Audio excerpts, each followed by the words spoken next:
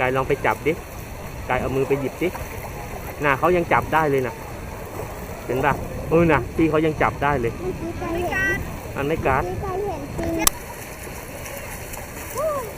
ปีงูน่ะไอ้อ้วน